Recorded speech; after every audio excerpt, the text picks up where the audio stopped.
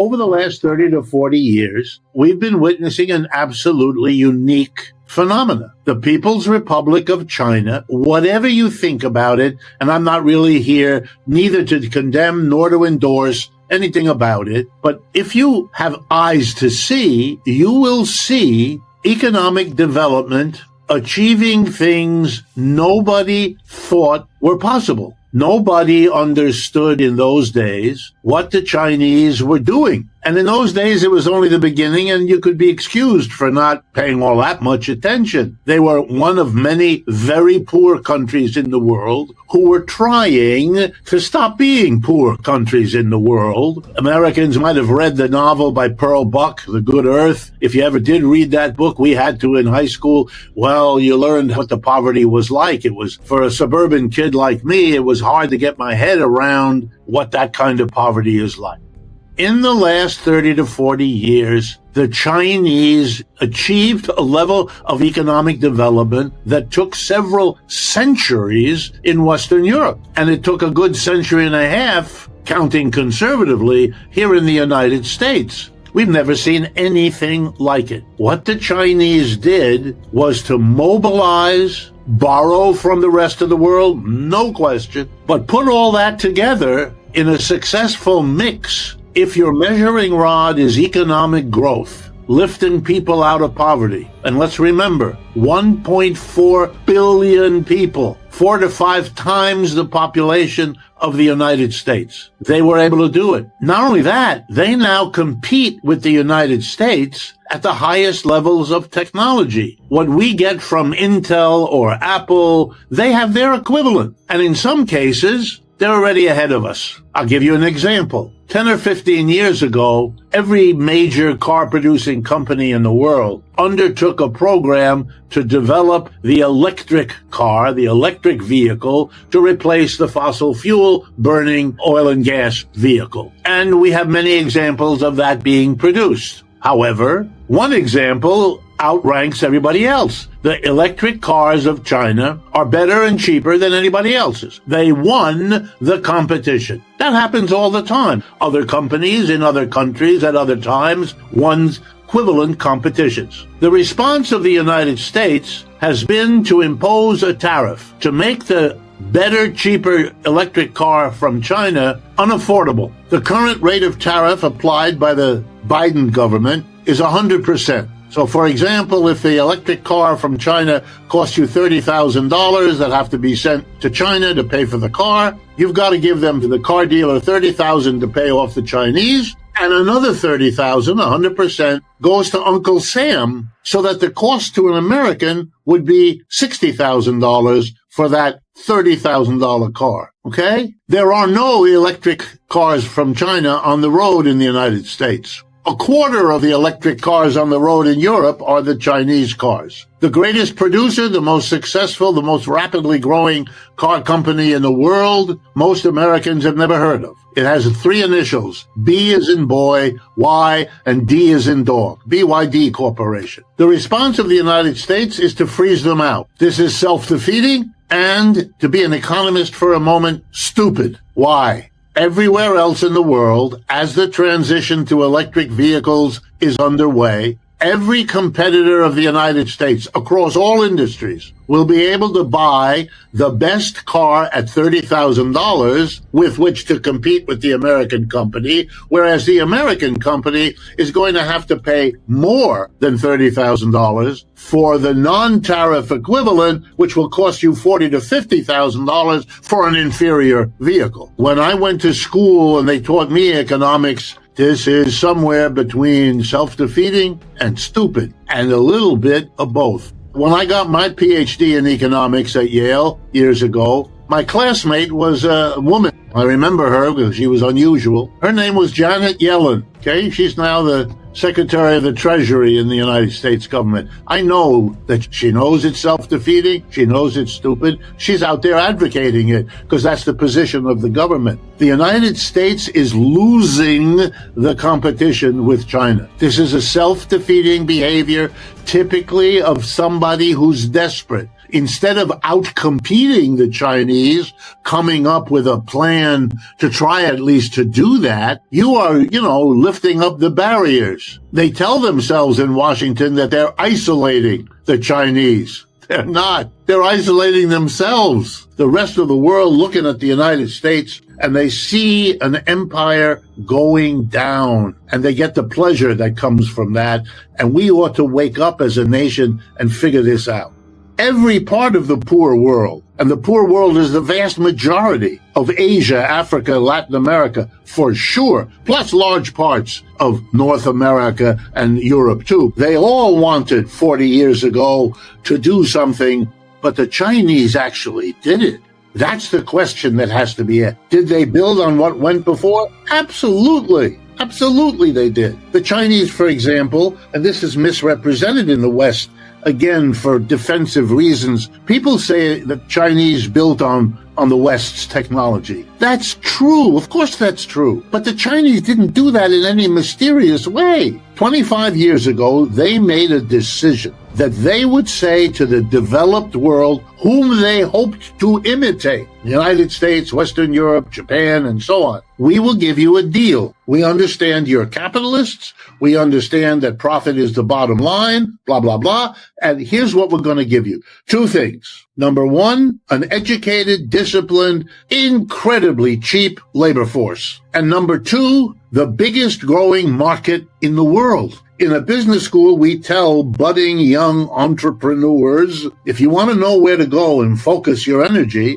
go where the labor is cheap and the market is growing. Okay, they went to China. And they went because they did exactly what we told them to do. They made a ton of money. That forced all of those who were not yet ready to do that to realize if you don't go to China too, these guys are going to outcompete you. They're going to bring that stuff back, made with cheaper labor, and they have the Chinese market. General Motors now sells more cars in China than it does in the United States. These are the developments, and everybody wanted to do it, but the Chinese did it. And the whole organization called the BRICS is an organization that is internationalizing the Chinese model.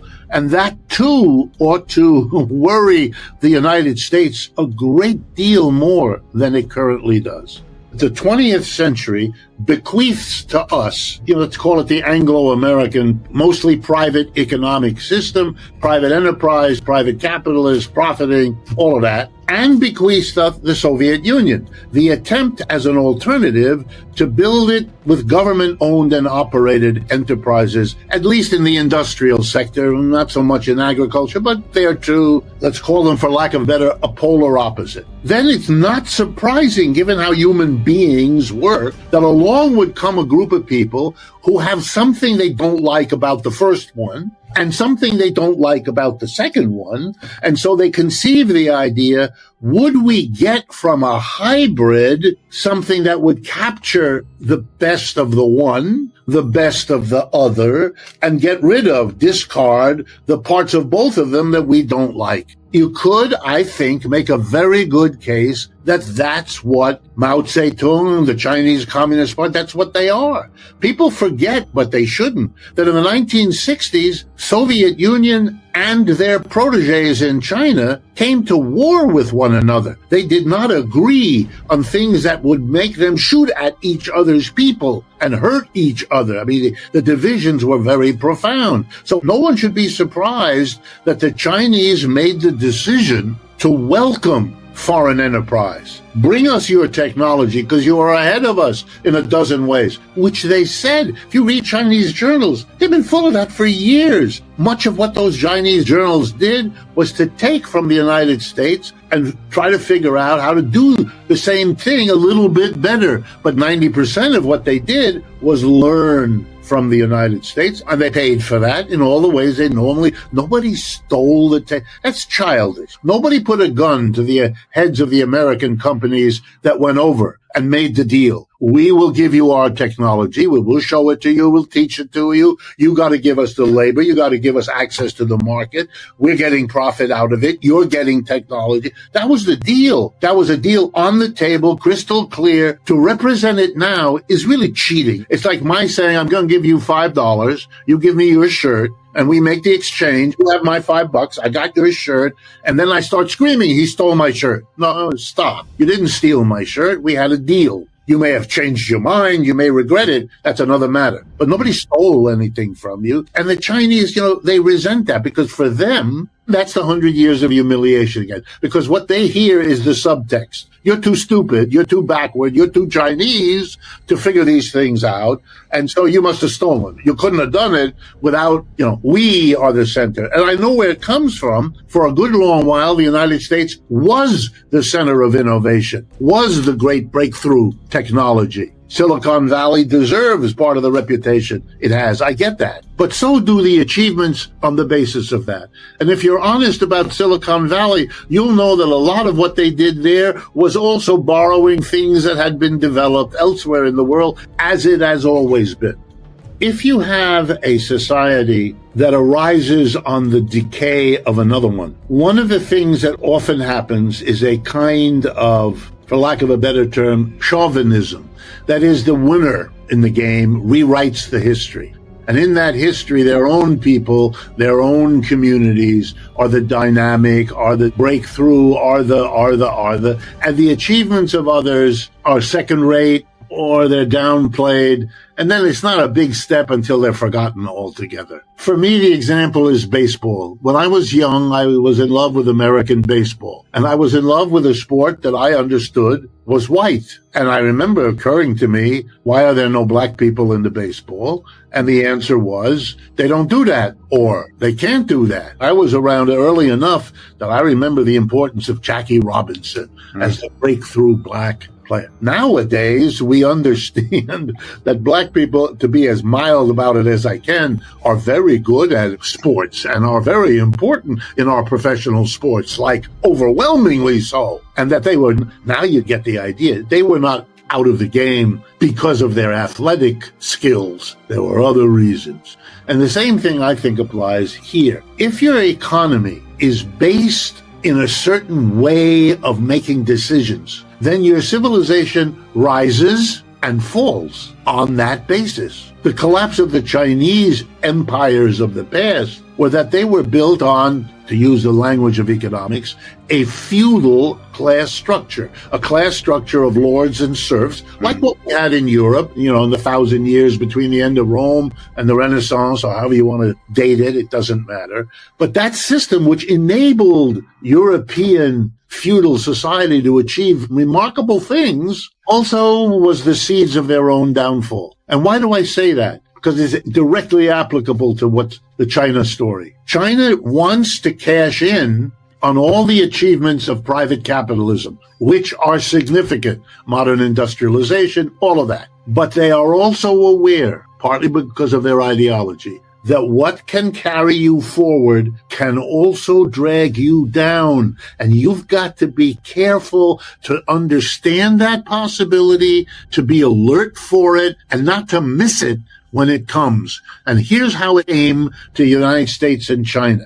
We innovate in this country insofar and when it is profitable to somebody to develop it. Somebody sees, I can make a ton of money doing it this way or this new way. We celebrate that. We are proud of it. And it achieved a lot. I'm the last one to deny it. I teach that material to my students. What did the Chinese do? They said, yes, but if you make that the key, if the only innovation program you undertake is the one that is privately profitable, you are going to miss opportunities, you are going to underfund opportunities, and it's going to drag you down. We in China, this is how they explain it. We in China say, half the economy, you do that private profit-driven technological, do it, and we'll let you become millionaire. After the United States, China is the second country in terms of the number of private millionaires and billionaires that they have. So they've allowed that to happen. But in the other half of the economy, We're not doing that. We're going to make decisions about economic development, including technological change, based on the social objectives the Communist Party and its government define. So, for example, we want to be ahead of the United States in certain new areas. We didn't have private enterprise to undertake it. Who cares? We'll do it. We'll do it. Maybe the private will catch on later and they'll do it. Okay, then we'll do something else. But as long as we're going to make decisions, and there's the solution. They are able to say, we're going to invest in things that Americans don't. Is it because Americans can't? No. Do we lack the technology? No. Do we have the scientists who can do it? Yes. But we have an economic system that is so set up that those opportunities that aren't now privately profitable get the short end of the stick. They're not never there, but they are the ones that we dream about, but we don't invest in. They don't do that. When they talk, they say, is profit important to us? Yes. Is it the beginning and the end of the conversation? Oh, no. Not the bottom line. It is one among a set of objectives, and our strategy is focused on all those objectives, not the prioritization of private profit. By the way, that's what they mean when they say socialism. That's what they mean.